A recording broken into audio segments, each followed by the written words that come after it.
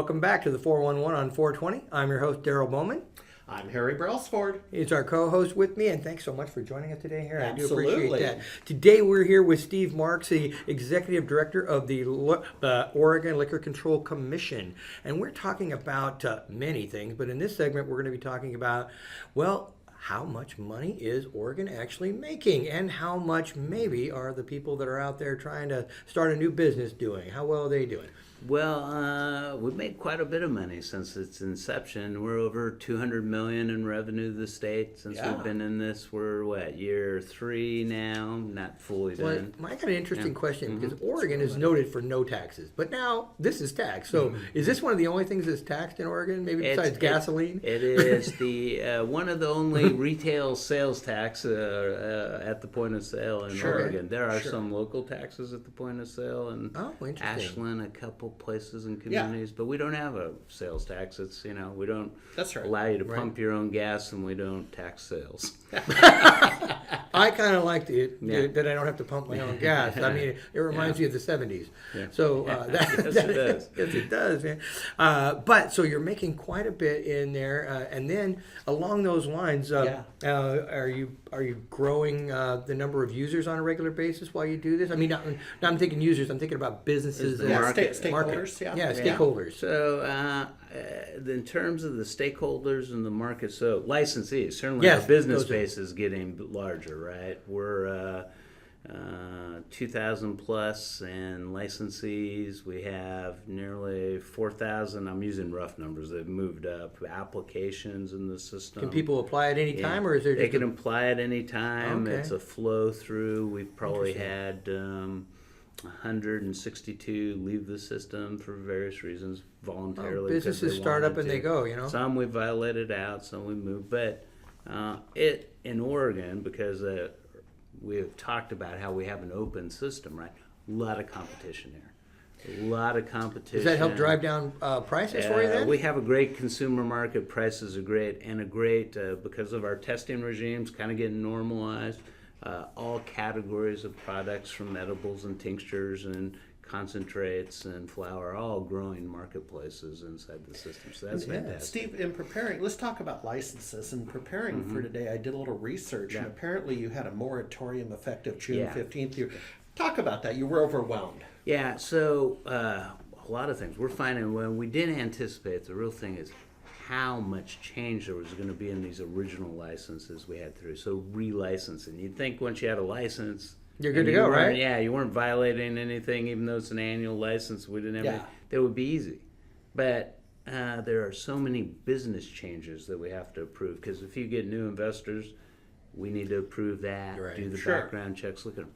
People didn't build enough drying capacity. They learned a lot those first cycles. So you're regulating the drying capacity. Yeah, so they needed to build more capacity to dry or process or whatever. So relicensure is taking 80% of the time of initial licensure, sort of on an overall basis. Wow. And we had some limited staffing, but is it very expensive to get licensed for people to do that? I mean, it's cheap in Oregon. Okay, so just looking for cost. It's like 5,000 and nearly 5,000 at our highest level. Well, and this is what the research showed was the 13 employees who were overwhelmed by the workload, so you had limited staffing. We had limited staffing. We were always behind the curve, but we were getting people licensed regularly. It's really this relicensure issue where we got jammed and then said, we need to slow down. If you're after the June timeframe, June 13th, I believe, or 15th, after that, we're not, you can't be assured are there any we're going to work things and that take up your license for quite some time. It could be over here. Was there any specific things that caused that in the relicensing, where something that just hit everybody that they weren't aware of, or was it just certain people? Everybody decided I want to grow and I want to add new things. Yeah, well, it was the constant flow of new entries, right? Because people were still applying in. Yeah. Plus, we had all these folks that were out doing business that now we needed to relicense that were taking us more and more time. Pretty soon we said we got to focus on those ones, getting relicenses, businesses we've already put into business and controlled, and take care of that problem, and then we'll put the new ones on a slower pace. Now, we don't have the authority to do like Washington's a limited system. We're not limiting the system. This is not a permanent agency moratorium. We have an obligation to work on all those once You our just need to catch workload up. catches up Yeah. to it. The legislature may consider putting some additional controls to slow down. We're making all this money, put more people in. Yeah, well, now if you talk to Oregon cannabis growers and the businesses, some of them are saying they're not making all that money. I mean, I'm talking about you. Oh, yeah. You got all that. Our side, right. Our side's good. You're making money clearly. Yeah, throw but some money do, at it. do you have a sense of how the industry's doing? Is it like in any industry you have winners and losers? Yeah, there's definitely winners and losers. We got a very capitalistic, rough and tumble marketplace. Right. People have to come in, and I gave a speech before this all got going. I said, "Be well capitalized. You're going to have a lot of company. You got to know what you're doing. You need to expect to compete in Oregon's marketplace." Well, now it's here, and we see a lot of stress and strains of people that aren't succeeding in the market. They're not getting the price on outdoor grow because we got such a supply of outdoor products inside the limited Oregon system, right? And, Right. That puts pressures on it as those prices go down or people aren't recovering for actually illegal behavior, right? Pressure for diversion out of the system so you could recover some of your costs, as you're bailing out of the industry or trying to bail out or trying to hoodwink your way by us to keep continuing in it. And obviously those pressures make our jobs as an enforcer a lot tougher. But the industry's having real strains. The good news is there's some capital consolidating around the industry. Yeah. Right. Some of this out-of-state investors and some of these Canadian trust funds and people packaging up investment. So you don't mind proposals. international then? Well, I think it's helping some of those businesses in trouble recoup some of their funds in a legal way, a way that respects the Oregon system. Okay. And Good point. we need to so doing those business transactions is really important to us, right? To help people as much as we help them get in business, to help them get out of business legally too. It's important to us and it's important for them. Steve, what our research has shown, and I'm assuming it's the same here, but a lot of the players in the industry, to put it kindly, they're not the best business people. That's not why they got into the industry. Yeah. That's not what wakes them up in the morning. Sure. We see it in other sectors, technology and so on. Everybody starts out in that way. 80% of people fail, right? And And this it's is no different than a challenge, business. I don't know if there's a question there, but I'm sure you're seeing the same thing. Well, I'd just say, that's absolutely true. And you think about systems and system research, and 10% of a system's always a problem for you, no matter how good it is, right? And this one, we got people that aren't business folks, spend a lifetime not being in a regulatory structure, being free spirits outside that. And you've got a much more problem of educating, which we put a premium on, educating them about how to work the cannabis tracking system, how to do the right quantities, how to make controls, how to file the paperwork, how to be on time. We've invested a ton in education. I'm proud to say it's a part of our mission. Doesn't it actually parallel regular business, though? The regular business, because in the regular business market, we did a show with Biz Tech Talk for 6 years and talked about business and technology on a regular basis, and 80% of businesses that start up fail within the first 5 years. Yeah. And are you seeing something similar to that? Yeah, I think it's, I don't know that much because the market was pretty lucrative for the early adopters that got into our system, but and they had capitalized to make it stay for a while, yeah, right? Yeah. And The problem is it's this limited market, right, where you're in, now you're licensed, now you can't move your product any other way. You got to find a way inside our system. So we got to figure out ways to help them keep that product available. You've got two markets. And then I'll let you take that. One of them is recreational, but one's medical. What's the differentiator between the two with regards to revenue streams and or licensing streams?